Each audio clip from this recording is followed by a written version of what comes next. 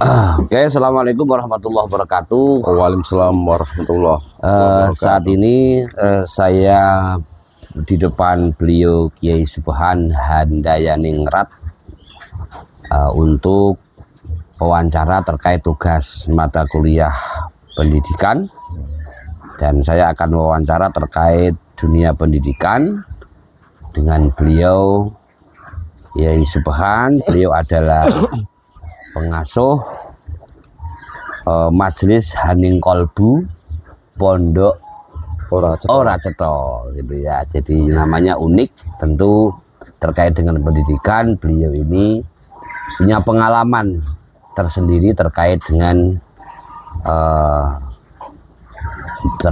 masalah pendidikan dan kendala, tantangan dan lain sebagainya di dunia pendidikan. Baik, Yai. Jadi saya akan sedikit bincang-bincang ini terkait dengan pendidikan. Ini kita akan menyoroti terkait peran dan tantangan pendidikan nasional ya. Jadi seorang pendidik biasanya mereka punya tantangan, tantangan itu berupa kesulitan, persoalan-persoalan di dunia pendidikan. Nah, untuk saat ini tantangan-tantangan itu bagaimana atau apa tantangan-tantangan di dunia pendidikan menurut Yai? Jadi seorang pendidik biasanya itu kayak makan buah semalakam. Kalau dimakan ya orang itu akan hancur atau mati. Kalau ditinggalkan ya mugatir atau kita yang memakannya akan mati juga, kan gitu. Ya. Jadi seorang pendidik itu waktu di bawah tahun 80-an itu seorang pendidik itu keras, bukan temperamen, bukan, tapi disiplinnya itu benar-benar keras, nggak pernah memukul kepala, itu nggak pernah. Tapi kalau ada murid atau ada santri kan gitu, kalau kesalahan itu dipukul pakai penggaris, itu biasa. Biasa ya. Dan kalau anak itu atau murid itu nanti pulang ke rumah lapor sama bapak ibunya malah dimarahi, malah dipukul lagi, kena pukul lagi. Itu era tahun segitu 80-an ke bawah. Dan itu tidak ada soal ya? Nggak ada soal. Tapi sekarang kalau sedikit dipukul, ditegur, malah nanti ada fitnah-fitnah macam-macam. Akhirnya guru-guru itu dikarantina, dikasuskan kan ya, dilaporkan dan sebagainya. Itu sampai masuk bui atau di mana gitu. Makanya dekadensi moral sekarang itu turun drastis. Kalau di pendidikan nasional kan gitu. Kalau di era pesantren atau klasikal itu seorang guru itu mukul itu untuk pembelajaran nggak ada masalah. Untuk biar dia nurut, nurut gitu. Itu bedanya antara era 80-an dengan sekarang ya. Nah, ini kan tantangan juga Yai. Nah, bagaimana kita menyikapi sebagai seorang pendidik terkait fenomena hal demikian? Jadi kalau pendidikan guru-guru itu sulit sekarang, masalah itu sulit. Kayak berdiri di atas bara api gitu. Jadi sekarang mungkin guru-guru lebih baik masa bodoh. Yang penting saya udah ngajar sudah selesai. Saya nggak korupsi waktu kan gitu. Rata-rata guru kali. Kalau di pesantren enggak. Pesantren itu nggak ada masalah kecuali terlalu parah kan gitu. Tapi nggak ada yang kayak gitu. Jadi memang menurut akhlak pesantren itu lebih hebat kan gitu, lebih jadi mendahulukan akhlak daripada keilmuan kan gitu. Kalau sekarang ilmu udah nggak dapat, apalagi akhlaknya. Sekarang pendidikan nasional itu makanya bangsa Indonesia semakin turun. Kalau yang udah tinggi itu nanti ya lupa dari akhlaknya gitu. Jadi di sini bisa kita ambil kesimpulan bahwa era pendidikan semakin ke sini, mungkin di sisi lain ada perbaikan, justru di sisi lain ada kemerosotan, begitu ya Yai. Oke. Masalah pendidikan merosot, tapi masalah pembangunan jos semua, bagus ya. Semua. Tapi enggak perlu yang di mana-mana, di pesantren aja gitu. Kita kita fokusnya di pesantren aja. Lihat aja ke pesantren, nanti orang-orang coba studi banding dan guru-guru itu gimana, nanti wali murid gitu. Kalau guru sekarang seharusnya setiap wali murid mau datang, mau mendaftarkan, nanti ada apa misalnya perjanjian, kalau anak kamu nakal, bongor, saya pukul ini gini, tapi untuk pembelajaran, untuk biar bisa dididik. Tentu ada batasan-batasan tertentu. Kalau memang sulit, yo belajar di rumah sendiri. Betul. Oke Yai, terima kasih. Kemudian begini Yai, ini kan kayaknya kan ada kesenjangan gitu ya, dan keadilan antara pendidikan di Indonesia ini. Kesenjangannya itu pemicunya banyak Yai, kesenjangannya itu. Ada sekolah yang sudah belajar itu berbasis IT begitu. Ada juga yang sekolah karena dia itu termasuk golongan 3T, terluar, terdalam, dan terjauh mungkin seperti itu, sehingga mereka mengakses untuk dunia pendidikan itu tidak semudah di perkotaan gitu. Nah ini tanggapan kita agar ada pemerataan pendidikan itu bagaimana ya? Itu di Indonesia karena luasnya daerah itu nggak mungkin sulit sekali, sulit ya, gitu. Jadi upama kita buka jaringan-jaringan sana bisa, mungkin mengakses bisa, tapi perjalanan menempuh itu sulit ya. Nah, jadi ada yang guru menempuh perjalanan lewat hutan-hutan itu kalau normal nggak masalah, kalau hujan apa bisa nyampe. Iya betul. Gitu nggak harus fasilitas sekolahnya nggak harus sama gitu ya. Nah, jadi umpama jalan-jalan harus dibenerin semua gitu baru biar jadi cepat untuk masalah pendidikan. Artinya kesenjangan itu tidak berdampak kepada berjalannya proses belajar kan begitu kan? Nah, gitu. Walaupun secara detail mungkin berat, tapi tidak berarti dampaknya itu tidak signifikan sehingga menghambat proses belajar kan begitu ya. Oke, berarti kita bisa tarik kesimpulan bahwa kesenjangan pembelajaran dalam pendidikan tidak berpengaruh signifikan kepada proses belajar kan begitu ya. Kemudian untuk pendidikan dan perkembangan teknologi, kemudian setelah itu untuk kualitas guru ya, dan kualitas guru dan pembelajaran guru disebut sebagai ujung tombak pendidikan. Jadi memang apakah benar kualitas guru itu menurut Yai itu memang menjadi satu-satunya barometer ukuran? Belum tentu juga ya, belum tentu. Karena faktor murid juga, genetika murid juga mengaruhi itu ya. Oke. Kemudian Yai terkait dengan perkembangan pendidikan dan perkembangan teknologi. Jadi kan ini kan kayak saling berpacu gitu kan.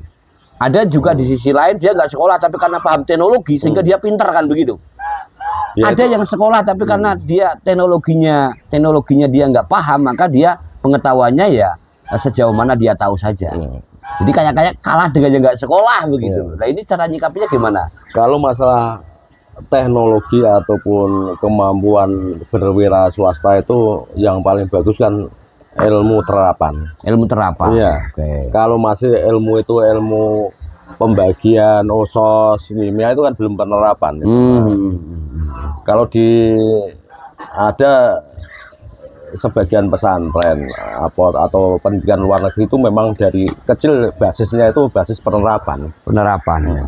Ilmu terapan. Jadi memang orang itu dilatih umpama yang memang IQ-nya bagus, ini ke teknologi ya, itu diajar ke teknologi. Nah ini yang boga ini yang seperti konveksi, dilatih konveksi. Iya. Nanti anak itu bisa berkembang lewat itu. Jadi di Indonesia kan nggak ada, kadang-kala dari boga aja pulang aja ke rumah nanti di pabrik jahit gitu. Karena penerapannya kurang linear nggak linear gitu ya, karena mungkin dipicu karena kesempatan ya. Karena orientasi orang Indonesia itu kalau sekolah harus bisa mendapat pekerjaan kan begitu, bukan karena keahlian dan skill begitu ya Yai. Oke Yai. Nah pokok pendidikan itu tujuannya kan memperbaiki moral dan akhlak kan begitu ya Yai. Intinya kan begitu. Cuman namun kita tidak menutup mata bahwa di Indonesia ini, di negara kita ini, mereka yang bersekolah tinggi juga tidak punya moral yang baik. Contohnya, semua koruptor itu sekolahnya tinggi ya. Ya kan? Padahal tujuan pendidikan itu untuk mendidik akhlak biar jadi orang baik kan begitu, tidak jahat, tidak korupsi. Tapi fakta yang ada bahwa justru pelaku korupsi itu dilakukan oleh orang-orang yang berpendidikan tinggi. Nah, ini menurut pandangan Yai gimana? Apakah kurang benar atau gimana ini? Ya, dianggap benar ya enggak, kurang ya enggak. Namanya kesempatan dan iman, faktor iman. Faktor iman ya. Faktor iman dan kebutuhan dari istri biasanya. Keluarga, istri gitu ya. Keluarga. Jadi upama kita itu excellent tinggi gitu. Lihat yang bawah gitu, loh Pak gimana itu anak buah sampean mobilnya Alphard ya, kita Avanza itu gimana, gaji tinggi sampean gitu. Nah akhirnya kan orang itu berpikirnya bukan berpikir masalah itu, tapi menggunakan bagaimana caranya jabatan itu digunakan untuk ladang penghasilan, jadi fulus untuk keuangan gitu. Oh gitu. Dengan kata lain, gimana caranya untuk orang itu apa? Kalau memanage ya enggak, namanya caranya orang itu biar kita apa ya? Gampang ngakali gitu, ngakali jadi apa untuk malah jadi pinter ngakali gitu ngakali akhirnya kan gitu, karena akhlak atau imannya kurang. Terus mengevaluasi kejadian-kejadian fenomena yang ada di negara ini, kemudian untuk pembenahan Yai, yang ditekankan pada tekanan apa pendidikan ini biar ketika nanti dia dewasa itu tidak melakukan hal yang sama seperti senior-senior yang ada sekarang. Ya itu sulit, itu sulit sekali walaupun dari kita udah bentuk mungkin 10 tahun 20 tahun yang akan datang itu nanti kita akhlaknya bagus, tapi kita ketika ada kesempatan gitu ya. Di atasnya itu ngajak. Kan gitu. Jadi biasanya korupsi seseorang itu enggak, tapi organisasi apapun gitu. Jadi di lingkup itu terjadinya kalau seorang mungkin umpama yang lain korupsi yang enggak mau korupsi itu biasanya disingkirkan. Itu model di Indonesia budaya di sebuah kelembagaan gitu ya. Jadi terus kadang-kadang saya juga susah untuk berpikir bahwasanya ketika budaya korupsi jadi pembenahan karakter dalam pendidikan ini sudah diterapkan semaksimal mungkin, lalu kemudian berhasil nih umpamanya, berhasil jadi orang baik, kemudian dia terjun di masyarakat, di luar lembagaan, yang kebaikan dia itu justru mengancam dirinya gitu loh, mengancam eksistensi dalam lembaga tersebut. Nah ini kan memprihatinkan. Maka mungkin menurut saya pendidikan seperti ini juga harus dievaluasi ulang bahwa siapapun yang intimidasi kita agar untuk berbuat jelek itu kita harus tetang apapun resikonya. Kayak kata-kata sebuah kita mengutip sebuah kata-kata bijak, kulil haq walau kana muran, begitu ya. Jadi dia harus kekeh dengan kebenaran karena mental dan akhlaknya tadi itu Yai. Mungkin jalan terakhir seperti itu. Tapi itu nanti disingkirkan dari lembaga dari itu paling sulit di situ itu. Karena udah tertata begitu sistematis orang-orang yang korup itu gitu. Iya. Jadi kayak contoh Gus Dur, Kiai Haji Abdurrahman Wahid itu sebagai presiden. Iya. Yo miskin sekali beliau. Iya. Cuma cukup untuk makan aja. Keponakannya datang, wah, zaman Gus, saya mau bayar gini, enggak keluar. Beliau ngetik sebentar. Hasilnya kemudian dia seminar, uang seminar itu dikasihkan langsung gitu, keponakannya gitu. Gitu aja dianggap Gus Dur itu korupsi ini macam-macam, padahal tidak terbukti, besar nggak ada buktinya gitu. Ya sekarang baru orang tahu kan pembicaraan Gus Dur gimana kan gitu. Semua semakin ada terbukti, dan memang di negara ini saya pandang menjadi orang baik saja itu tidak cukup ya kan. Faktanya orang-orang baik itu bisa tersingkir juga kan begitu ya. Ya korelasinya dengan dunia pendidikan ya apapun itu menurut Yai tadi yang disimpulkan bahwa kita harus punya iman ya, Iya, iman akhlak yang dipta, kuat, iman, dan akhlak aman itu yang dia. kuat, dan siap menghadapi resiko Iya, apapun resiko itu. apapun. Kalau kita bicara soal kebenaran, begitu ya Yai. Iya. Oke, terima kasih Yai. Ini saya wawancara dengan beliau Yai Subhan Handayaningrat.